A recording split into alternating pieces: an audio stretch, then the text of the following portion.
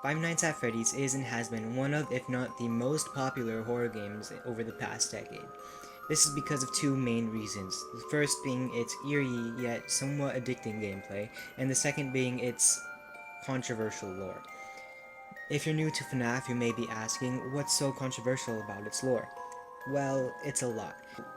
Because of this, I'll be making videos about the basic lore of the first 6 FNAF games. In these videos, I'll attempt to limit the theorizing because I don't want to confuse anybody on what's confirmed and what's not. So everything in these videos is just going to be what's given to us in-game. I will be making videos of theories, just not in this series of videos. Now in this game, we play as Mike Schmidt, theorized to be Michael Afton using a fake name. He is the son of William Afton or Springtrap. We'll get more into those characters in future videos. All you need to know now is that we are a security guard in the restaurant Freddy Fazbear's Pizza. And in this restaurant, there are 4 animatronics that we can see through the cameras. There's Freddy, Bonnie, and Chica on the main stage, and there's Foxy by Pirate's Cove. These are the 4 main animatronics that we will see throughout the nights and that we know the most about. In the beginning of each night, we get a phone call, a recorded message by someone that's unnamed but we call Phone Guy. Phone Guy explains that characters do tend to wander a bit. They're left in some kind of free roaming mode at night. Something about their servos locking up if they get turned off for too long. He explains that these animatronics may see you and go after you because they see you as an endoskeleton without a suit, and that's against corporate policy. So they will attempt to stuff you into a suit, and you, not being an endoskeleton, will die from this. As we get into the gameplay, however, we see these animatronics aren't very animatronic-y. They have soul, and you can see it in their eyes. They have a white sparkle that can only be described as absolutely terrifying, that gives them life. You notice that something feels off about them. They aren't just following their policy, they are going after you, and specifically you.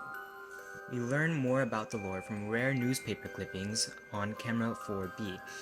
One says, kids vanish at local pizzerias, bodies not found.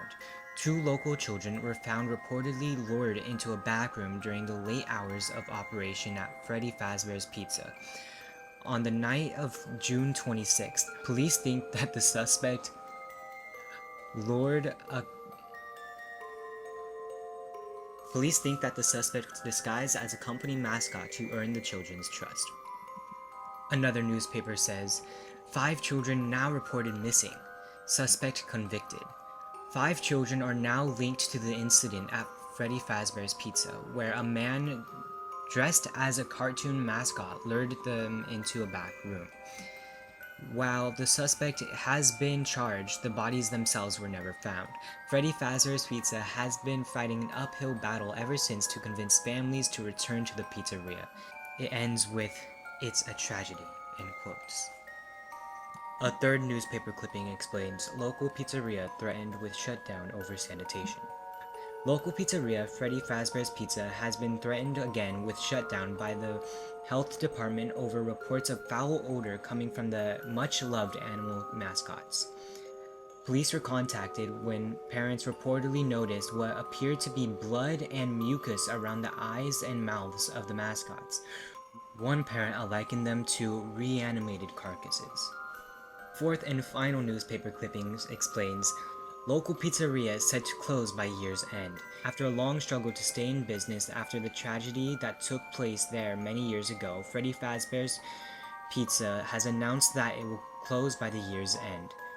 Despite a year-long search for a buyer, the companies seem unwilling to be associated with the company. It ends with a quote, "These characters will live on in the hearts of kids. These characters will live on. CEO." From these newspapers, we can assume that 5 kids went missing, at least 2 were lured by someone in the company mascot, and these 5 bodies that were never found were stuffed into animatronic suits. This is proven through the odor and the visible blood, We call this the Missing Children's Incident, or MCI. Putting the phone calls and the newspapers together, we get that these animatronics are haunted by both the bodies and the spirits of the missing kids. Now, here you might get confused because there's 5 missing kids but only 4 animatronics. And you are right. Kind of. Let me introduce you to Golden Freddy. Now, Golden Freddy is very different from the other 4 animatronics. First of all, he is very rare to find in game. He can only be seen in a 1 in 32,000 chance per second. And another way he is different is that he can be seen on the newspapers, like a picture of him on the newspapers. He also doesn't move at all. He stays in a stationary, sitting down, almost broken looking position. And when he jump scares you, it doesn't just put you to the game over screen, it completely crashes your game. Now, this makes him very mysterious compared to the other characters, because why would he be so different? He's a very controversial character, so he will get his own video. We only know one thing about him, well, kind of, and that is that the soul that resides among him is named Cassidy. Many people believe that it's a girl, Cassidy, many also believe it's a boy. We also know the names of the souls that reside among the other characters. The soul inside Freddy Fazbear is Gabriel, the one in Bonnie is Jeremy, the one in Chica is Susie, she is said to be the first one to die, and the one inside of Foxy is Fritz. This information comes from the Survival Logbook and the novels that Scott Cawthon made. They are in a different timeline, but they kind of lead the way for some of us. In these videos, I will not be relying on them too much because I want to make a timeline that Scott Cawthon originally intended. Now, if you played the game before, you might be wondering why I haven't talked about the Bite of 87 mentioned in the first phone call. This Bite of 87 is very well known and there's a lot of theories on it, but I believe it is more connected to the second game, so I will be discussing it more in the next video. I'd like to thank you guys for watching this video. I know it's very short and simple, but it's just the basic lore of FNAF 1. My next videos will most likely be much longer, and if you're interested in theory videos and timeline videos, I will also be making those in the future too, because I have a lot of theories on these games. So if you're at all interested in the rest of this series or any other future series, please subscribe, and I'll see you in the next one.